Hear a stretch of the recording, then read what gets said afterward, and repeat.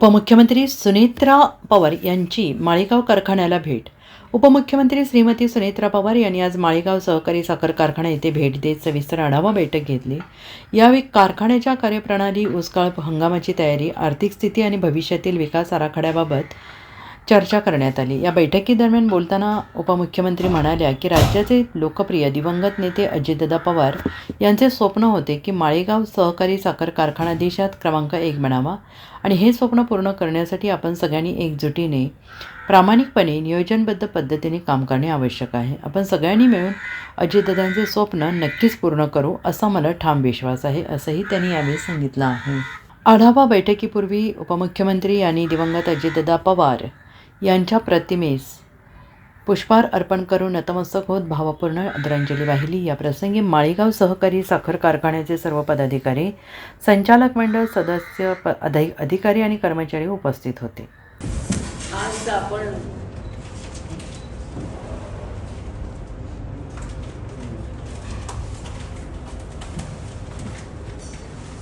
आदरणीय दादांच्या अचानक जाण्यामुळे जी पोकळी निर्माण झालेली आहे, त्या सगळ्याच ठिकाणी आपण सगळ्यांच्या निर्णयामुळे जे चेअरमन पदाची निवड होती त्यासाठीची आजची आपली ही बैठक आहे.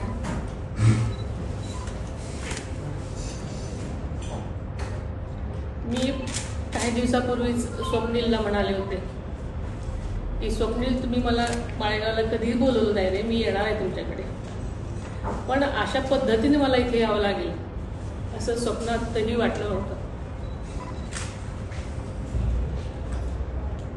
आदरणीय दादांचं माळेगाव कारखाना एक देशामध्ये अग्रगण्य साखर कारखान्याचं एक स्वप्न होतं आणि त्या दृष्टीने त्यांची वाटचाल चालू होती. आपल्याला माहिती आहे की नीलकंठेश्वर पॅनलला जेव्हा सगळ्यांनी भरभरून मतदान दिलं, आपल्या सगळ्यांच्या सहकार्याने, आपल्या सरकारच्या कामामुळे आणि दादांची निष्ठा आणि दादांचं बारीक लक्ष प्रत्येकावर, त्यामुळे आपण सगळेजण ह्या कारखान्यावर आल्यानंतर दादा उपमुख्यमंत्री असताना, एक अर्थमंत्री असताना सुद्धा या कारखान्याची जबाबदारी त्यांनी घेतली, आपण सगळ्यांनी त्यांना दिली. त्यामागचं एकच कारण होतं की हा अत्यंत चांगला, सगळीकडे वाखाणलेला कारखाना देशामध्ये त्यांना 1 नंबरचा आणायचा होता. त्यामागे अनेक त्यांच्या गोष्टी होत्या. त्यांनी चेअरमन झाल्यानंतर सुद्धा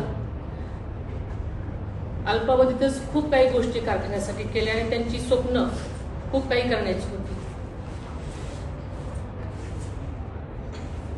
आपण सगळ्यांचा मोठेपणा की सगळ्यांनी दादांची ही जागा माझ्यासाठी म्हणून तुम्ही सगळ्यांनी दिली, त्याबद्दल सगळ्यांचं सुरुवातीला मी मनापासून आभार मानते. Bureau report, SBN Marathi, Baramati.